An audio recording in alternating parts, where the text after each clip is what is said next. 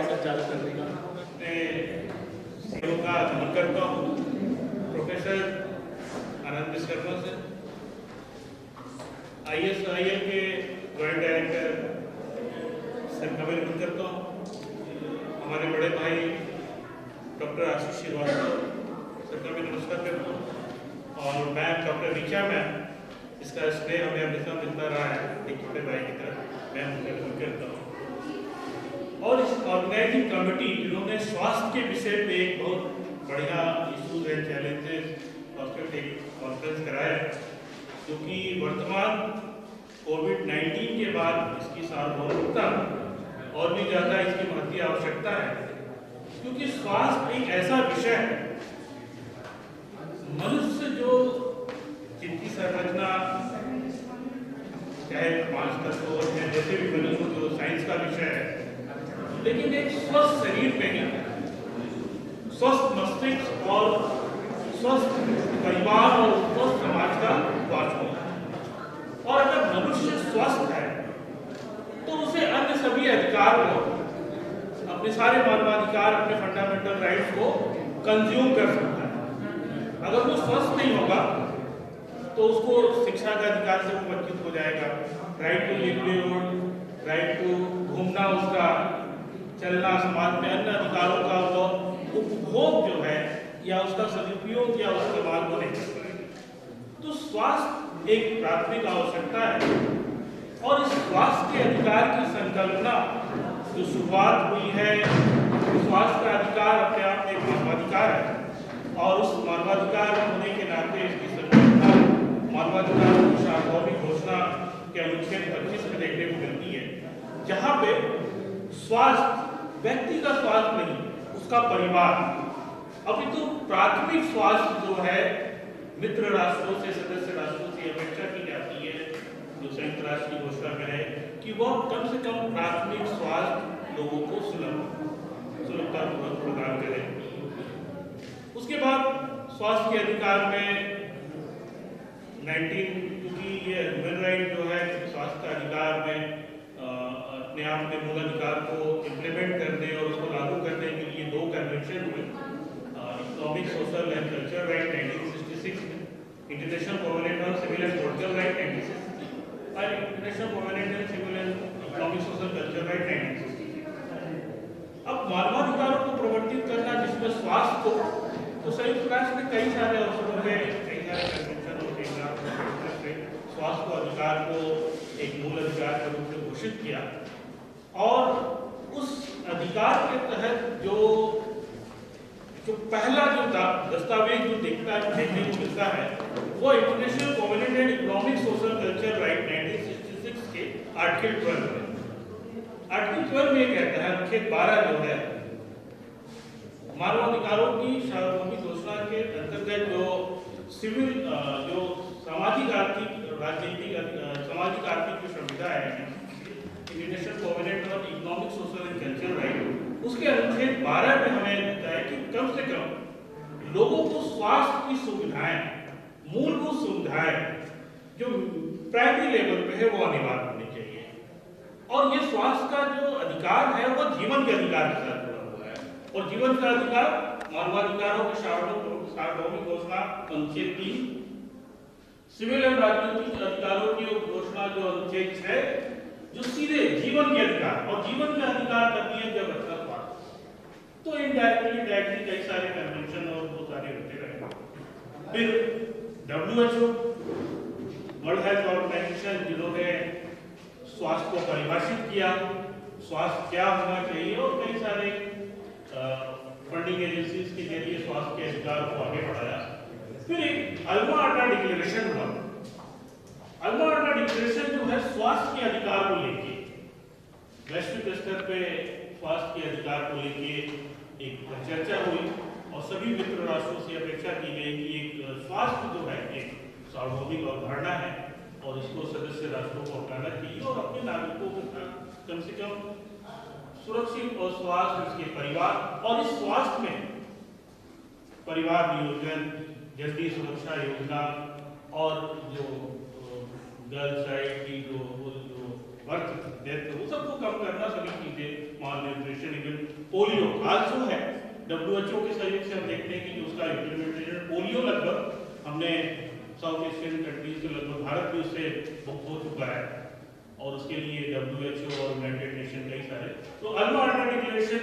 फिर उसके बाद कई हेल्थ पॉलिसीज भारत में हेल्थ पॉलिसीज आई जो कि स्वास्थ्य को और मुखर बनाने के लिए और कई सारी पंचवंशीय योजना में कई सारे इम्प्लीमेंटेशन हुए।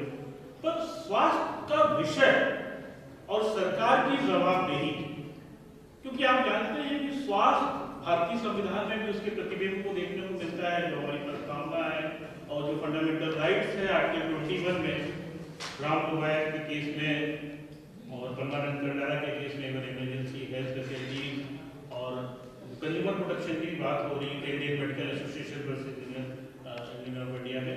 तो स्वास्थ्य की सुविधाएं, स्वास्थ्य की उपलब्धता सरकार की प्राथमिक जिम्मेदारी होनी चाहिए, जो आज जो जीडीपी का 1.31% से ज्यादा है। तो अगर सरकार की जवाबदेही है, लोगों के मूलाधिकारों को अगर संरक्षित करने के लिए सरकार जिम्मेदार है और जिस तरह शिक्षा का अधिकार अनुच्छेद 21A अनुच्छेद 21 में समाहित किया गया और फंडामेंटल राइट्स हो गया, तो क्यों नहीं अनुच्छेद 21B करके लोगों को स्वास्थ्य का अधिकार एक मूलाधिकार बना दिया जाए, क्योंकि स्वास्थ्य और शिक्षा दोनों एक ही पहलू है। और स्वास्थ्य के अधिकार को हालांकि सरकार प्रतिबद्ध है कई सारी योजनाएं में, उसके बाद सरकार का अपना एजेंडा है, बहुत सारी चीजें चल रही है, लेकिन फिर भी जो फोकस स्वास्थ्य के अधिकार पर होना चाहिए। और सबसे बड़ी घटना ये हमें देखने को मिलती कि 2009 में नेशनल हेल्थ बिल पहुंच गया, नेशनल हेल्थ बिल आया, गवर्नमेंट जो भी रही हो, नेशनल हेल्थ बिल लैप्स हो गया, सरकार को ये खोजना पड़ा कि नोटिफिकेशन हुआ कि वो बिल गया कहां। मतलब ये लेजिस्लेशन हमारी जो जवाबदेही है लोगों की कि वो बिल कहां गया, सरकार को ये खोजना पड़ा।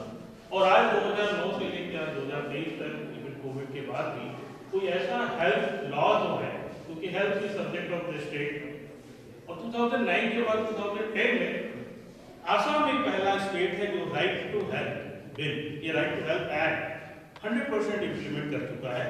और आसाम में स्वास्थ्य का अधिकार जो है सभी व्यक्तियों को सुलभ है।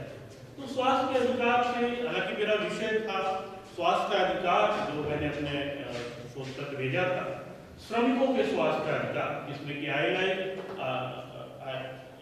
अंतर्राष्ट्रीय श्रम संगठन की बहुत भूमिका रही है और उसके कई सारे कन्वेंशन 101 में और ऐसे कई हजार 40 कन्वेंशन जो हैं और उससे रिलेटेड कॉन्फ्रेंसेस जो हैं और उनकी जो गाइडलाइन है, उसमें अंतर्राष्ट्रीय श्रम संगठन ने श्रमिकों के स्वास्थ्य के अधिकार, और श्रमिक क्योंकि वो अपने श्रम को बेच रहे हैं, ऐसा नहीं है कि उनका अपना अधिकार नहीं है, दे आर ह्यूमन बीइंग्स, और श्रमिक जो है उनके मानवाधिकार की रक्षा करना, उनके स्वास्थ्य के अधिकार की रक्षा करना नियोक्ता का प्रथम है।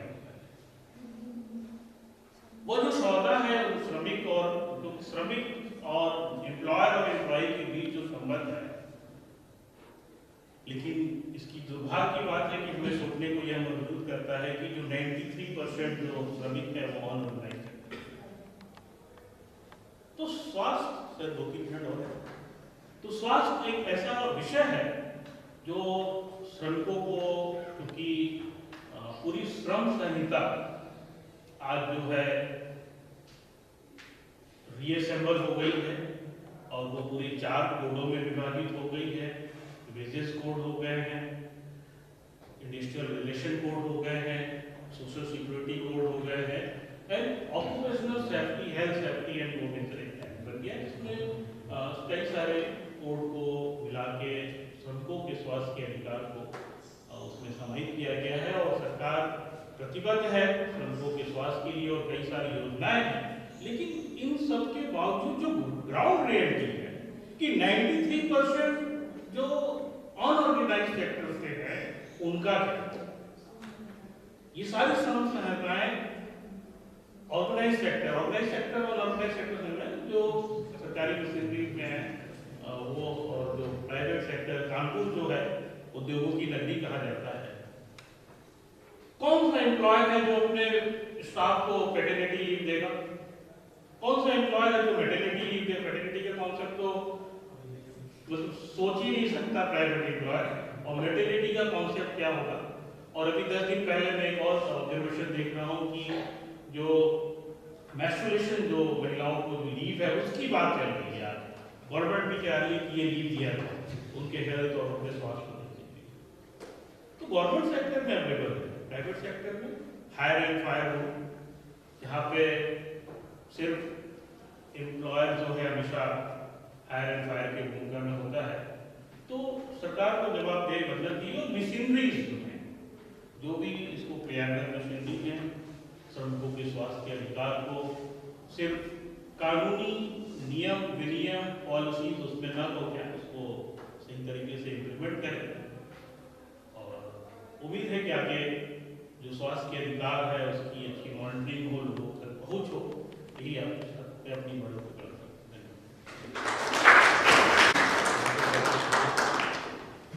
नेक्स्ट रवीना सिंह।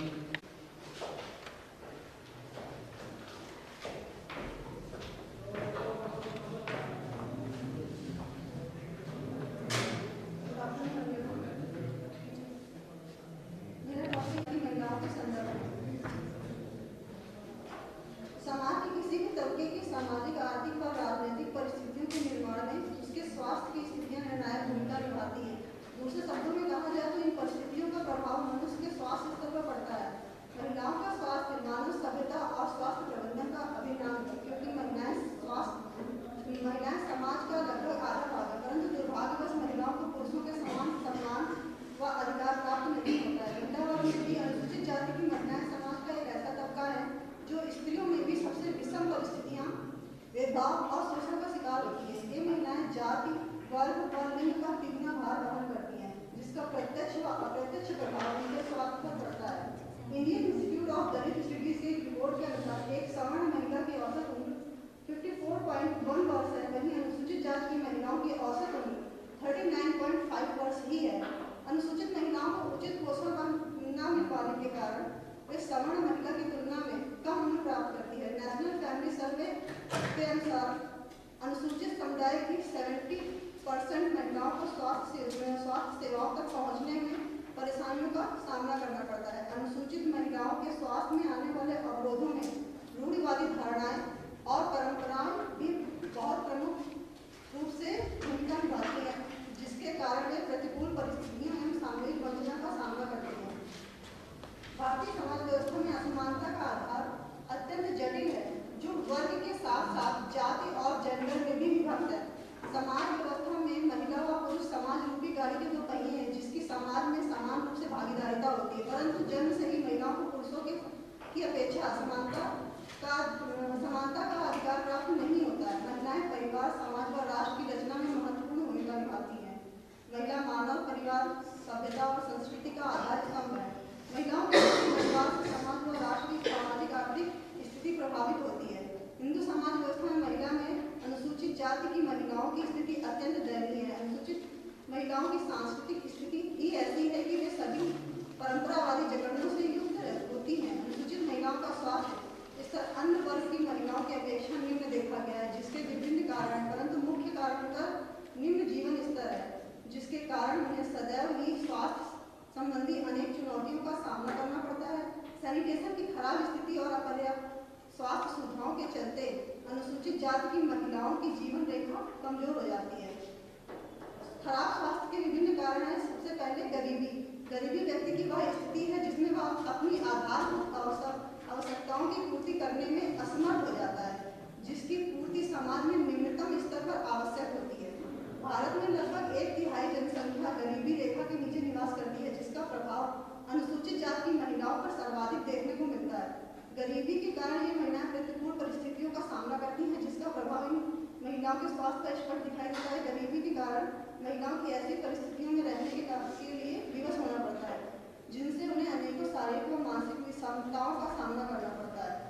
उदाहरण, अधिकांश अनुसूचित महिलाएं अत्यंत खराब आवास में रहती हैं, जहाँ स्वच्छ वातावरण, स्वच्छ जल का नामो निशान नहीं होता है, जो इन महिलाओं की स्वास्थ्य स्थिति को प्रभावित करता है। समाज में निम्न स्तर समाज में अनुसूचित महिलाओं की स्थिति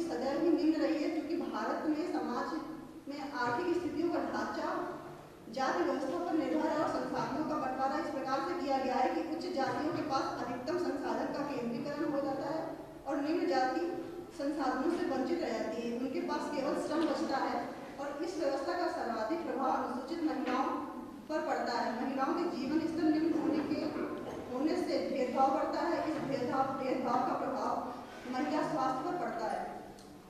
अनियमित आहार अनुसूचित जाति की महिलाओं पर सर्वाधिक दिखाई पड़ता है। पौष्टिक स्थिति कम होने के कारण महिलाएं अक्सर अल्पपोषण और कुपोषण का शिकार हो जाती हैं। बॉडी मास इंडेक्स के अनुसार अनुसूचित समुदाय की महिलाओं में प्रत्येक 4 में से 1 महिला अल्पपोषित पाई गई है, जबकि उच्च जाति की महिलाओं की स्थिति 6 में से 1 है। कार्य की दशाएं अनुसूचित महिलाएं अधिकांशतः असंगठित क्षेत्र में जैसे खेत मजदूरी आदि में लगी होती हैं, जहां पर उन्हें किसी भी प्रकार की स्वास्थ्य सुविधाओं का लाभ प्राप्त नहीं होता है। अनुसूचित महिलाओं की कार्य व्यवहार का नियंत्रण उनकी निम्न आर्थिक स्थिति है। इन महिलाओं को गरीबी के कारण मजबूरी में काम करना पड़ता है, जहां उन्हें कठोर परिश्रम करना पड़ता है, जिसका अप्रत्यक्ष प्रभाव स्वास्थ्य पर पड़ता है। NHS के आंकड़ों के अनुसार अनुसूचित महिलाओं में से 70% महिलाओं को स्वास्थ्य सेवाओं तक पहुंच स्थापित करने में दिक्कतों का सामना करना पड़ता है, जिसका कारण धन की कमी, स्वास्थ्य सुविधाओं की दूर अवस्थिति जैसे कारणों को पाया गया है। निष्कर्ष: भारतीय समाज में अनुसूचित महिलाओं का जीवन अत्यंत कठिन है। इन महिलाओं को पारिवारिक व सामाजिक तौर पर निम्न स्थिति का सामना करना पड़ता है। आज के समय में अनुसूचित महिलाओं को अनेक स्वास्थ्य समस्याएं उत्पन्न हो रही है, क्योंकि प्रत्येक स्वस्थ महिला स्वस्थ परिवार व स्वस्थ समाज का निर्माण करती है। अतः महिलाओं को तनाव मुक्त और दायित्वों के बोझ से मुक्त रखने की जिम्मेदारी परिवार की है, जिसके परिणाम स्वरूप महिलाओं को स्वास्थ्य समस्याएं कम होंगी। सुझाव: अनुसूचित महिलाओं को शिक्षा की मुख्य धारा से जोड़कर स्वास्थ्य शिक्षा प्रदान की जानी चाहिए। अनुसूचित महिलाओं के कार्य क्षेत्र पर उनके पास स्वास्थ्य से संबंधित सुविधाएं उपलब्ध होनी चाहिए, ताकि वे अपने कार्य को बिना किसी समस्या के पूर्ण कर सकें। समाज में अनुसूचित महिलाओं को समानता का अधिकार प्राप्त होना चाहिए।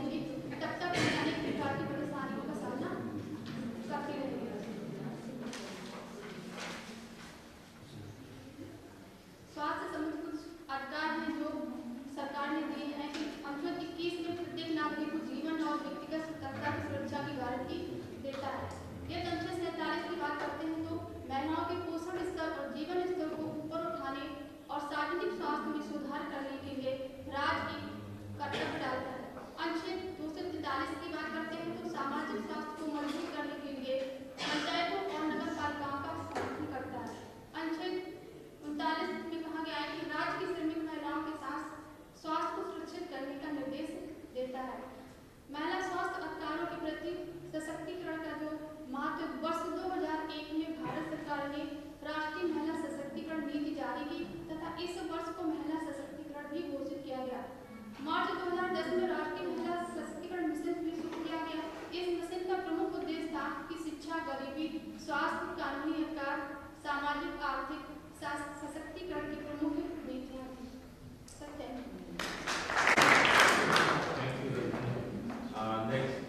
रूपा देवी।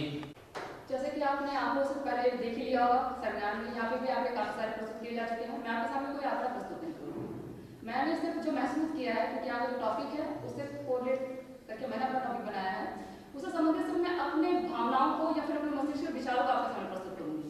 मेरा टॉपिक है पुरुष प्रवासी परिवारों में महिलाओं के समग्र स्वास्थ्य संबंधी चुनौतियाँ आती हैं, उससे रिलेटेड कुछ चीज़ें बताऊँगी। जैसे कि आप ये तो सभी जानते हैं कि अरस्तू ने कहा था स्वस्थ शरीर स्वस्थ मस्तिष्क का निवास होता है। इससे इस लाइन से कोई अधीर नहीं होगा या फिर कोई व्याख्या नहीं जानता होगा, ऐसा कोई ही अछूता होगा आप लोग जो बैठे हैं। तो ये भी आपने सुना होगा कि महात्मा बुद्ध ने कहा था अगर किसी को ज्ञान देना है तो ज्ञान देने से पहले उसको भोजन की सुविधा कराइए या फिर खाना दीजिए, क्योंकि अगर उसको पेट में भूख लगी है तो आप कैसा भी कोई भी आदत दे दीजिए, कोई भी ज्ञान दे दीजिए, उसके पल्ले नहीं पड़ेगा, उसके मस्तिष्क में नहीं बसेगा। इसलिए पहले उसकी सुधा पूर्ति करिए फिर उसको ज्ञान दीजिए, वो आराम से इतना सुनेगा। तो जब ये स्वास्थ्य से संबंधित है तो भूख की मैंने बात करी, क्योंकि मैंने 2 जगह कहा है कि मस्तिष्क का शरीर से पूरे था। फिर दूसरी जगह मैंने भूख का मैंने बताया, माधव बुद्ध का जिक्र किया। तो और कहा गया कि भूख क्या सिर्फ मतलब कि पेट की होती है?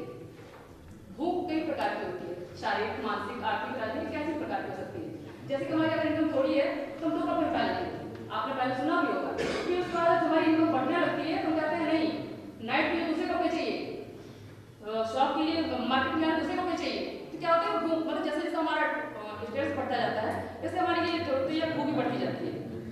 तो वैसे ही कहा जाए मेरा, क्योंकि मैं महिला टॉपिक में लिया है, मैंने ये बताना भूल गई, मेरा नाम रूपा देवी है। मैं NJP डिग्री कॉलेज फरुखाबाद के सोसाइटी डिपार्टमेंट में असिस्टेंट प्रोफेसर के पद पर कार्यरत हूँ। तो भूख की मैंने बात करी थी, तो जो महिला होती है, क्योंकि मैंने कहा मेरा टॉपिक पुरुष प्रवासी संबंधित है, कि जो पुरुष होते हैं वो चाहे वो लॉन्ग टाइम के लिए चाहे शॉर्ट टाइम के लिए जब जाते हैं तो उनके पीछे जो उनकी पत्नियां होती हैं, मेरा टॉपिक मेन पत्नियों पर फोकस है, तो उनकी पत्नियां होती हैं क्योंकि वो काफी दिनों तक अकेले रहती हैं। तो जब अकेले रहती है, पति बाहर रहता है, पत्नी यहाँ रहती है। और जब आप लोग भी चाहे यहाँ महिला बैठी हैं चाहे पुरुष बैठे हैं, आप लोगों ने खुद फील करा होगा कि यहाँ पर जितने भी आदमी पुरुष हैं कि अगर उनकी बहन अगर बाहर जाती है तो अगर आप पीछे पीछे जाइए तो आप लोगों को देखेंगे कि अगर अकेली लड़की चल रही है तो उसमें कितने मर्दों की निगाहें उठती हैं। अगर एक लड़की है, पत्नी है, बहन है, वो अपने पति या फिर अपने भाई के पीछे पीछे चले तो अपने पति या फिर भाई को देखेगी, उसकी निगाह कितने लोग देखती है। तो ऐसे ही जब पत्नी अकेले रहती है घर में तो कई लोगों की जरूरत तारीफ की जाती है। परिवार में जेठ है, ससुर है, देवर है या फिर और फिर परिवार में बाहर निकलती है तो भी कर लो, मतलब कहने का मतलब है कि उसके ऊपर गिद्ध की तरह निगाहें सब बढ़ाए होते हैं कि कब मुझे मौका मिले और मैं उसको झपट दूं। दूसरी चीज ये तो मैंने बताया सामने वाले को, इधर फिर मैं महिला को बताती हूँ कि महिला को भी अभाव होता है, वो भी कहते नहीं कोई चीज मतलब कि स्पेस हो जाता है, वो चीज कोई चीज दूसरी चीज आकर उसको भरना चाहती है। तो जब पति वहां चला गया तो इसको थोड़े मतलब काफी दिनों तक कोई मैंने कहा भूख की मैंने बात करी है, शारीरिक भूख यहाँ मैंने शारीरिक भूख, तो वो चाहता है उसको भी अवसर मिलता है और दोनों को ये लगता है कि हाँ पति को अच्छा लगे क्या होगा या मेरे परिवार को अच्छा लगे तो लज्जा आएगी, शर्म आएगी। तो लेकिन जब मुझे अवसर मिलती है तो इस भूख की सुधा पूर्ति की कोशिश को करती है।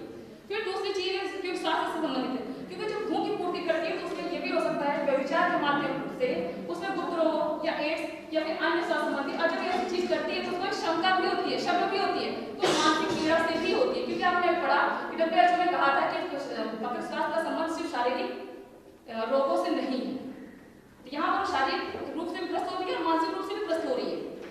फिर हमारे महिलाओं के स्वास्थ्य में एक फैक्टर और मतलब एक फैक्टर और काम करता है परंपराएं, क्योंकि लड़कियों को कहा जाता है अगर लड़की और लड़की अगर किसी घर में 2-3 भाई बहन है तो आपने देखा होगा कि बहन अगर छोटी है और भाई बड़ा है तो कहते हैं पहले लड़की बुराई कर दो ना कट जाएगी या फिर और कुछ वगैरह वगैरह, क्योंकि समाज में आप रहते थे। सोसाइटी मेरा सब्जेक्ट है तो इसलिए हो सकता है कि मैंने और लॉ भी हो क्योंकि आपके उसमें भी सोसाइटी पढ़ाया जाता है लॉ में भी। तो उसमें क्या होता है कि जब लड़की की कम उम्र में शादी कर दी जाती है तो जाहिर बात है कम उम्र शादी होगी तो वो माँ भी जल्दी बनेगी, जब माँ बनेगी जाहिर बात है उसका शरीर पर भी इफेक्ट पड़ेगा और खुद के साथ साथ एक कमजोर पीढ़ी को जन्म देगी, और जब वो कमजोर पीढ़ी जन्म देगी तो जाहिर बात है हमारे परिवार जो परिवार सबसे छोटी इकाई कही जाती है समाज की, और इसके जरिए हमारे समाज में हमारे राष्ट्र पे भी बहुत ही बुरा प्रभाव पड़ेगा।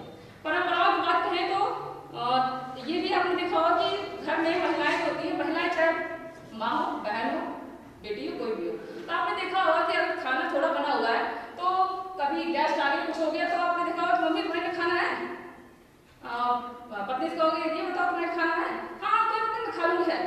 लेकिन अगर सही से कभी नोट करिए तो आप कभी इस बात पर कभी ध्यान दीजिए तो आपको शायद मुझे याद करने का मौका मिल जाए कि मैंने ये चीज़ यहाँ रखी थी कि आपने देखा होगा थोड़ा सा कम बचा हुआ है तो आपको एहसास भी नहीं होने देती और वो कम में खा के चला लेती है।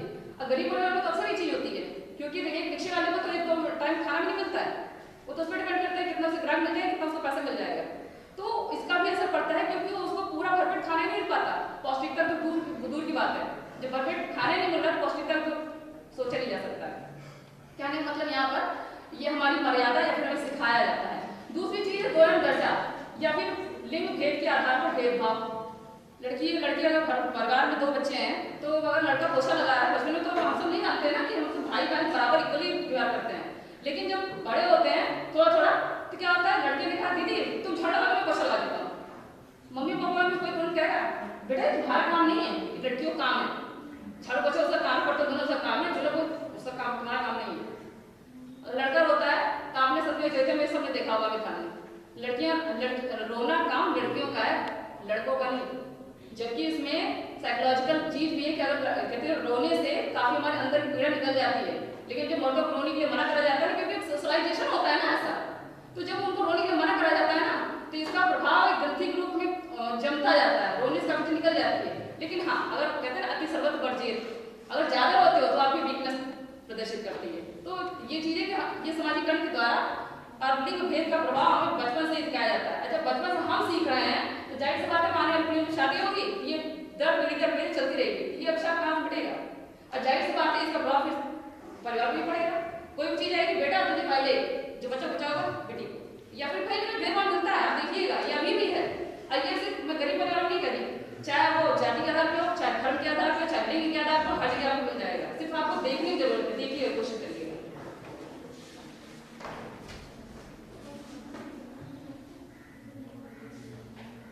फिर हाँ कार्यस्थल, क्योंकि महिलाएं ऐसा तो है नहीं कि आज तो काफी हद तक तो नहीं, लेकिन कुछ हद तक परिवार के साथ साथ बाहर भी निकल रही हैं, तो उनके साथ भी करा जाता है। अगर महिला पुरुष है तो पहली बात तो महिलाओं को इतनी मुश्किल से काम मिलता है, क्योंकि मेरा पुरुष क्रॉस पे है, महिलाएं पुरुष वहां से जब पैसा भेजता है कभी कभी होता है कि वो टाइम पे नहीं पहुंच पाता है, क्योंकि पुरुष के अभाव में गाँव की औरतों को खासतौर से उनको कृषि भी संभालनी है, बड़े बुजुर्ग को सेवा भी करनी है, बच्चों को संभालना है और खुद परिवार को भी मेंटेन करना है।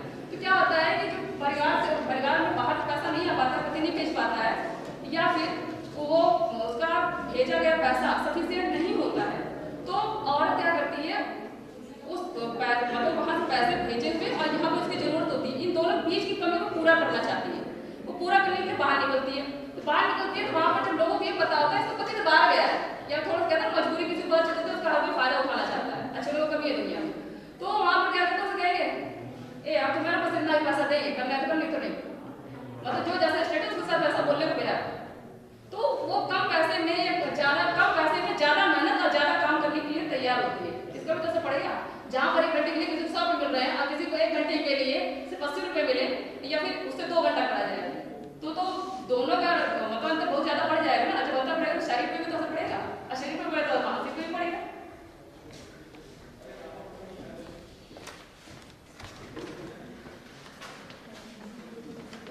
और शिक्षा से कोई अधिक हो गई है, शिक्षा की सर्वोत्तम विकास की प्रक्रिया कही गई है, जिसके बाद शिक्षा नहीं तो मान लीजिए ठिकाने से पत्थर है, क्योंकि शिक्षा सिर्फ ऐसा नहीं है कि रोजगार देती है, रोजगार जितना भी मिले तो जीने का एक तरीका सिखाती है।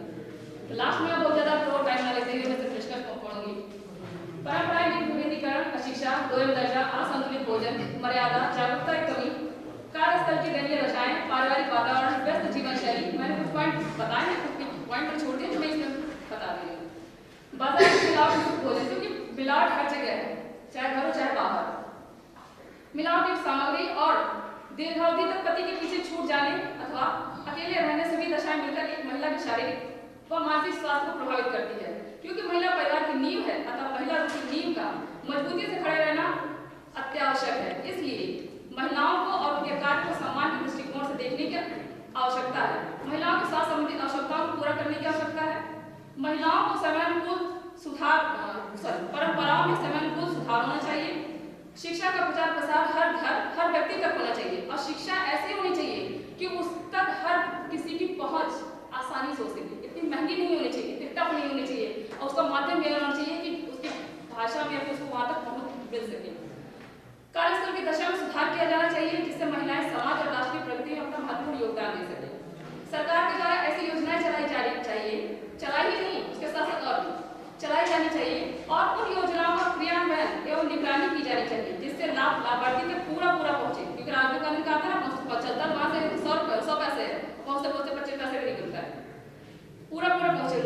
अपने गांव में और अपने गांव के आसपास रोजगार के अवसर मुहैया या फिर उपलब्ध कराए जा सके, ताकि एक परिवार काफी हद तक मिल के रह सके और ये समस्या काफी हद तक कम हो सके। Thank you.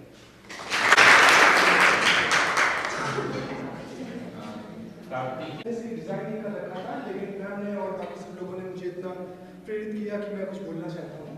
तो हम लोग राइट टू हेल्थ की बात कर रहे हैं, और जैसा कि अभी मैम ने कुछ मिनट पहले बोला कि जो लड़कों को और लड़कियों को अलग अलग भेदभाव से देखा जाता है और इसमें हेल्थ का बहुत बड़ा इशू होता है। तो मैं कह रहा हूँ ये धीमे धीमे चेंजमेंट आ रहा है लाइफ। हम लोग ऐसा नहीं है, जैसे मैंने बहुत छोटी सी बात कही कि झाड़ू पोछे वाली मैं भी करता हूँ। तो मेरे घर में भी कहा जाता है कि भाई 8 बजे के बाद बाहर मत जाओ, क्योंकि एक तरीके से हम लोग एक डेवलप्ड सोसाइटी में रह रहे हैं। हम लोग को कंस्ट्रक्टिव सोचना चाहिए कि नहीं, हम लोग बुराइयां हैं समाज में, लेकिन ऐसा नहीं है कि हम उस बुराइयों को ध्यान दें, हमें उसको नष्ट करते हुए आगे बढ़ें। और इस वजह से हमें राइट टू हेल्थ पे जो टॉपिक दिया गया है उस पर बोलना है। मैं ये कहना चाहूँगा कि भगवान ने जैसे कहा हुआ है कि सकल जगत में तुम ही नियंता, अजर अमर अविनाशी, कण कण में हो तुम ही समाये, तुम घट घट के बसे। तो हम सब लोग के अंदर ईश्वर समाया हुआ है। अगर हम कोशिश करें तो हम एक अच्छा समाज एस्टेब्लिश कर सकते हैं, और उसमें स्वास्थ्य का बहुत बड़ा रोल है। जैसे कि अगर हम चाहें कि हम चाहते हैं कि हमारे पास अच्छा घर हो, एक अच्छी कार हो, सब कुछ हम लोग चाहते हैं। भौतिक सुखों के बारे में बहुत सोचते हैं, लेकिन शारीरिक सुख के बारे में हम लोग उतना नहीं सोचते। अगर हम शारीरिक सुख तभी होगा जब हम भौतिक सुख तभी हम भोग पाएंगे जब शारीरिक सुख हमारे पास होगा। अगर हमारे पास अच्छा शरीर नहीं है तो हम उस भौतिक सुखों का क्या करेंगे? कितना भी पैसा हो, बेकार है। अभी कुछ दिनों की पहले बात है कि एक बहुत बड़ी मॉडल है, तो वो 60 के पास हो गए, उनके पास करोड़ रुपए हैं, लेकिन उस टाइम डेली उनका 10 लाख रुपए का बिल बन रहा है वेंटिलेटर में। तो वो अपनी बात जब भी वो होश में आती है तो ये कहती है कि मेरे पास इतना पैसा है, लेकिन मैं उस पैसे का क्या करूँ? मैंने जो टाइम था जब मैंने अगर अपने शरीर को दिया होता तो वो उस चीज़ का मैं भोग कर पाता। ऐसे ही हमारे देश में क्योंकि पॉवर्टी बहुत ज़्यादा बढ़ चुकी है, और कोरोना की वजह से हम लोगों ने काफ़ी स्ट्रगल किया, इस वजह से हमने देखा कि अभी जो हमारा हेल्थ इंफ्रास्ट्रक्चर है वो उतना डेवलप्ड नहीं हुआ प्रॉपरली। हम लोग जैसे अभी हम लोगों ने मेन सेमिनार में सुना था कि सभी लोग प्रॉपरली जो बीमा इंश्योरेंस है सरकार हम लोगों को प्रोवाइड करवाती है, वो सही से नहीं मिल पाती। कहीं ना कहीं वो जो ऊपर से अपर लाइन है वो डाउन लाइन को मैच नहीं करता है। तो हम लोग को एक अच्छा कंस्ट्रक्टिव माहौल बनाना चाहिए जिससे वो जो मिडिल लाइन है वो सही से डेवलप हो सके, और जो ऊपर से सरकार तो बहुत सारी कोशिशें कर रही है। जेनेरिक दवाइयाँ हो गई, स्वास्थ्य बीमा हो गया, और भी कई सारी ऐसी चीज़ें हैं जो प्राथमिक केंद्र नए नए खुल रही है। जबकि हम लोगों का जो देश है वो 1,40,45 लाख के आसपास है, लेकिन हम लोगों ने सिर्फ दवाइयाँ जनरेट नहीं करी बल्कि दूसरे देशों को सप्लाई भी करी, अभी भी करते हैं। अभी जो टर्की में और सीरिया में भूकंप आया उसमें भी अपने देश ने बहुत कंस्ट्रक्टिवली उनके हेल्थ के देखते हुए वहाँ पे मदद पहुँचाई। तो ऐसा नहीं है, लेकिन हम लोगों को समझना चाहिए, अपने बेसिक स्तर पे प्रयास करने चाहिए जिससे हम लोग लाइन को कनेक्ट कर पाए, ऊपर की लाइन और नीचे की लाइन को कनेक्ट कर पाए और एक बेहतर कल का प्रयास कर पाए। Thank you.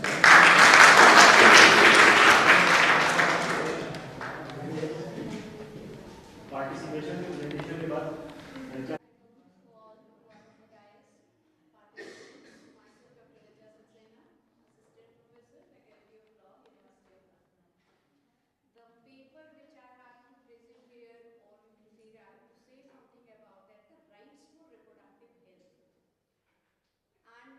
what I have submitted in very short note here is that we all know that the health is wealth. I'm adding this to that the reproductive health is treasure. It is a treasure for the reproduction, and reproduction is required for the survival. We all know. The problems with the reproductive rights are not new, and the recognitions of these rights are since 1968, when the first 10 Tehran conference, it has been added that right, sexual and reproductive rights. So from the Tehran to the Cairo, the journey of reproductive rights existed, and the shift of this journey was that when it was introduced in UDA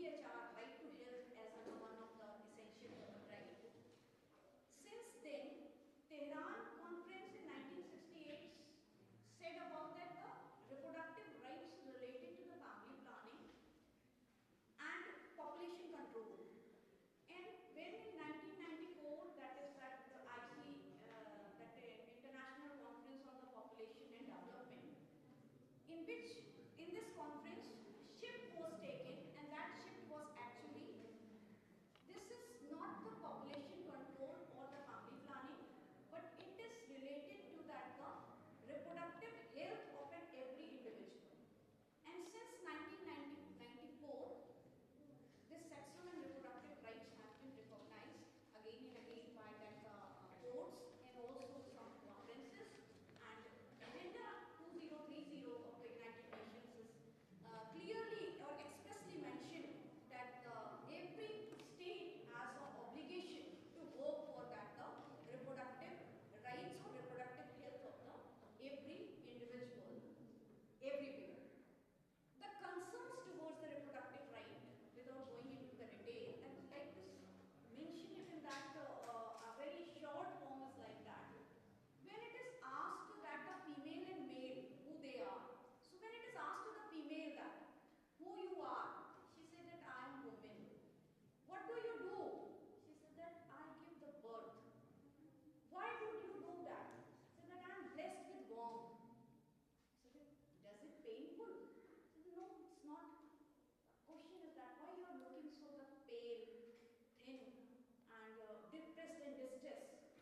She said that it is very difficult without the right of care, choice, and control.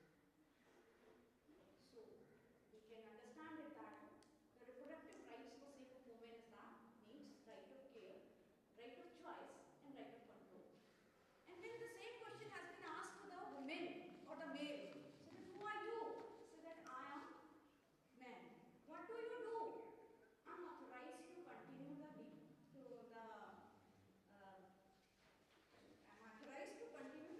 lineage.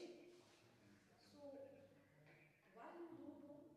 So that I have that Y. Is that the Y chromosome? I have that Y. So what do you know about this?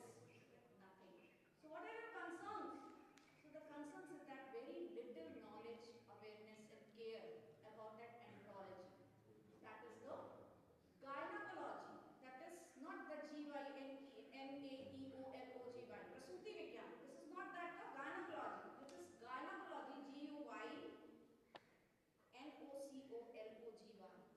That is Narvigyan. Very little information about that and very little concerns towards over the male reproductive rights or the male reproductive problems. So the concern towards that to deal seriously with the reproductive rights of male also, because the reproductive rights, as we have learned or we have listened at that, the reproductive rights, health rights are confined towards the women. The better you can say that the right to reproductive health. And when we ask, जब इसके बाद we will ask that to the woman who you are, then she will be able to say is that yes, I am woman and I am prepared to give the birth. I am happy to be mother. I love myself, being a woman, being a mother, and I love myself else than that. Thank you.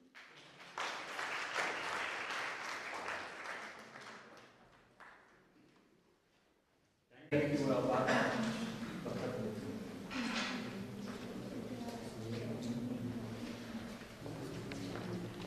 I'm happy, but I'm also surprised to see what we see is that the dominance of women's representation, and it is need to be also understand that and that is the really that at present time what we see that what is progress among women, and particularly relating to the basically bringing them to the debate, bringing their issues in the mainstream, bringing that their what means the issues has to be somehow need to be differently taken care. So this is a good sign what I have seen. I came here to speak on pandemic relief. I am not aware how much you know about this one, and but still I think that some of issues I will float before you. It may relevant to you, or some way you might have read into the newspapers which connect you with the subject. This after COVID pandemic, as all of you know, that some challenges have been seen, particularly related to meeting the right of health. Like there are 3-4 words which have actually been referred in the newspaper as well as in many other, what you can say, legal texts, sociological texts, any other text, whatever you see. The terminology which is going to, what you can say, the tone for the legal mind to develop the legal law. And that is the challenge. And that's one what we see that pandemic treaty needs to be translated. The three words which I am trying to put you before you, and then this is everyone needs to think about it. So anyway, the limitation of resource under which every nation works into. One is preparedness. This is the one word which has been said. Then prevention. Then third is response. These three aspects which have been remain to be core to be seen whatever the next period coming to deal with the life. And in that context, what you can see the development taking place. Somehow we have not been connecting to debate to also bring our point of view. Like very sensitively, fellow panelist speaks about the rights of women. And similarly, that debate what has been taking at international levels also need to be sensitively realized in this part of the world, in India particularly. And it is a duty for teachers to bring the issues before the students to understand what way they can contribute in current discussion. So my job is here, I'm not going to give you something very, what you can say, complex idea, but my job is basically here to make you sensitive about this development. Also, if you get some time, please read somehow and connect or reflect your views on that. Now, the first aspect which came before us that international institutions get failed. I am talking about international level. National levels we have heard, listened and known very well challenge. And WHO is being responsible in the context to what you can say when they WHO gave it. So the treaty is what, if you look at, someone need to assess whether the IHR regulations would be the appropriate way to deal this, what you can say, the role what need to be given WHO, or you need to look the pandemic treaty as a way of a solution to deal this public health any.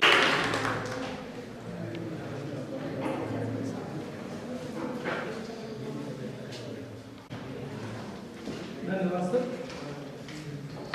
मैं doctor Akash Varma, assistant professor department of B Ed. आपने अपना अमूल्य समय निकाला और इस तकनीकी सत्र को सफल बनाने में महत्वपूर्ण भूमिका निभाई। लखनऊ विश्वविद्यालय से पधारे हमारे मिस्टर डॉक्टर ऋचा सक्सेना में मैं आपका भी बहुत बहुत धन्यवाद व्यक्त करता हूँ कि आपने और बहुत अच्छा प्रेजेंटेशन दिया, काफ़ी चीज़ें हम लोगों को सीखने को मिली। धन्यवाद madam. Doctor Bhimrao Ambedkar central university Lucknow से पधारे डॉक्टर आशीष कुमार श्रीवास्तव सर, आपका मैं बहुत बहुत आभार और धन्यवाद देता हूं सर। लखनऊ यूनिवर्सिटी से पधारे हैं, मैं आपका बहुत बहुत धन्यवाद देता हूं सर। आपने इस तकनीक सत्र में उपस्थित होकर तकनीक सत्र को मैं बहुत सहभागिता दी, बहुत बहुत धन्यवाद। कार्यक्रम में पधारे समस्त विद्यार्थीगण, महाविद्यालय के प्राध्यापकगण, शोधार्थी, आप सभी का बहुत बहुत धन्यवाद। आप पधारे, आपने अपने शोध पत्र यहाँ पर प्रस्तुत किए और इस तकनीकी सत्र 2 को सफल बनाया। आप सभी का बहुत बहुत धन्यवाद।